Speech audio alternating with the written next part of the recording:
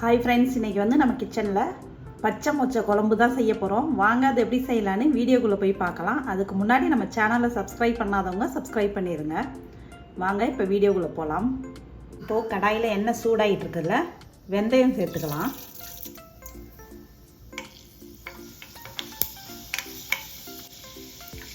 வெந்தயம் பொரியும் போதே வெள்ளைப்பூண்டு சேர்த்துக்கலாம்.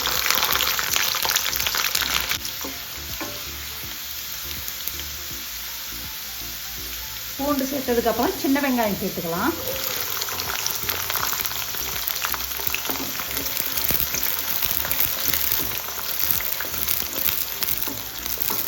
ஒரு கைப்பிடி வந்து பூண்டு போட்டிருக்கேன், ஒரு கைப்பிடி சின்ன வெங்காயம் கட் பண்ணி போட்டிருக்கேன்.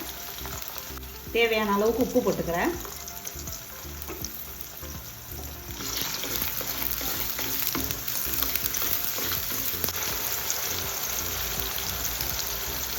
மூணு தக்காளி சேர்த்துக்க.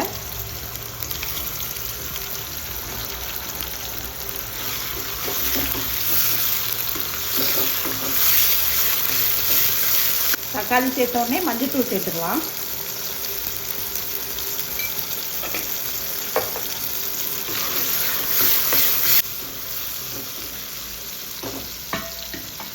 தக்காளி கொஞ்சம் வேகட்டும். தக்காளி வெங்காயம் வெந்துக்கிட்டே இருக்குது. சின்ன சின்ன மிளகாயா ஒரு 10 மிளகாய் கீரி போட்டிருக்கேன்.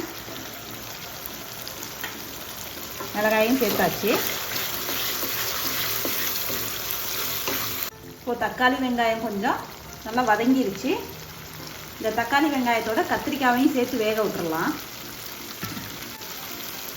கத்திரிக்காயை வந்து இந்த மாதிரி கட் பண்ணி வச்சுருக்கேன். உள்ளே எல்லாம் பார்த்துட்டேன், பூச்சி எதுவும் இல்லை. இந்த கத்திரிக்காயை சேர்த்துக்குவோம்.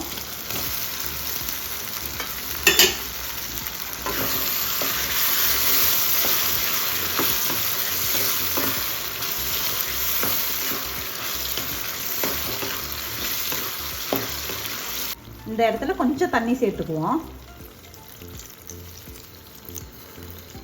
கத்திரிக்காய் வேகிறதுக்காக ஒரு டம்ளர் அளவுக்கு, அதாவது 100 ml சேர்த்துருக்கேன்.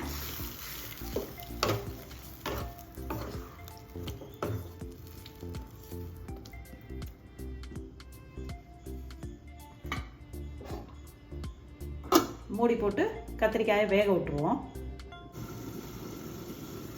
ஓகே, இப்போ நான் ஒரு 5 நிமிஷத்துக்கு மேலே அப்படியே சிம்மில் வச்சு கத்திரிக்காயை வேக விட்டுருக்கேன். நம்ம இப்போ ஓப்பன் பண்ணி பார்க்கலாம்.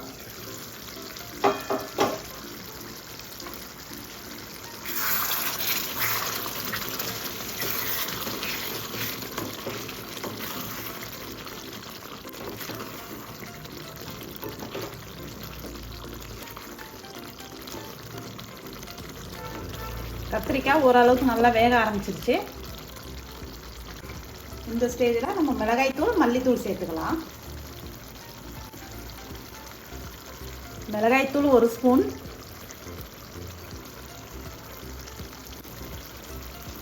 தனியாத்தூள் வந்து 1.5 டேபிள் ஸ்பூன் சேர்த்துருக்கேன். சேர்த்து எல்லாத்தையும் மிக்ஸ் பண்ணி விட்டு கொஞ்சம் நேரம் வேக விடுவோம். கத்திரிக்காயை பாதி வெந்துருச்சுல்ல, மீதி வேக விட்டுருவோம்.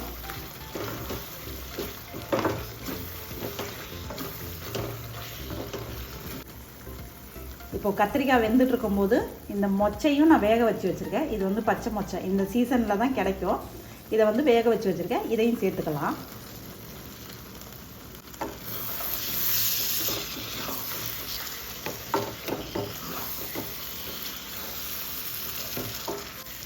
மொச்சையும் சேர்த்ததுக்கப்புறம் மிக்ஸ் பண்ணி விட்டு திரும்ப மூடி போட்டுருவோம்.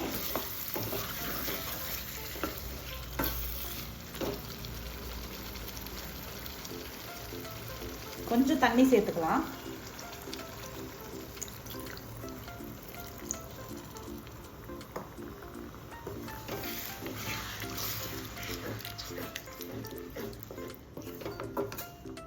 தண்ணி சேர்த்ததுக்கப்புறம் திரும்ப சிம்லேயே வச்சு மூடி வேக வச்சுருவோம்.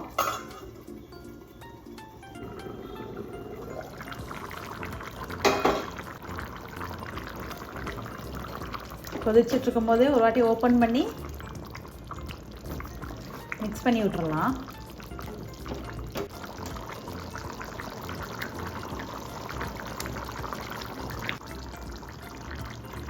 இப்போது கத்திரிக்காய் மொச்சக்காய் எல்லாமே நல்லா வெந்துருச்சு. புளி கரைச்சி வச்சுருக்கேன், இதை சேர்த்துக்கிறேன். ஒரு சின்ன லெமன் சைஸில் தான் கரைச்சி வச்சுருக்கேன், ரொம்ப புளிப்பாக இருக்காது. இப்போ இந்த புளியை சேர்த்துக்கலாம்.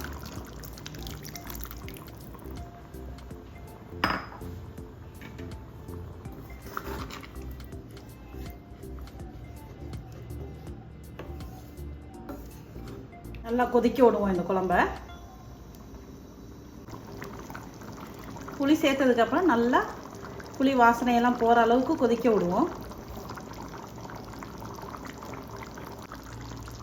இப்போ வந்து எல்லாமே குழம்பு புளி பச்சை வாசனையெல்லாம் போய் பர்ஃபெக்டாக ரெடி ஆயிருச்சு. இந்த குழம்பை நீங்களும் வச்சு ட்ரை பண்ணி பாருங்கள். சீசன் இருக்கும்போது தான் இந்த பருப்பெல்லாம் நம்ம சாப்பிட முடியும். ரொம்ப டேஸ்ட்டாக இருக்கும், ரொம்ப நல்லாயிருக்கும். என்னோடய ஸ்டைலில் நீங்கள் செஞ்சு பாருங்கள் ஒரு டைம். மொச்சப்பருப்பு காரக்குழம்பு வந்து ரெடி ஆயிருச்சு. இந்த சேனலுக்கு சப்ஸ்கிரைப் பண்ணுங்கள், லைக் பண்ணுங்கள், ஷேர் பண்ணுங்கள், கமெண்ட் பண்ணுங்கள். தேங்க்யூ.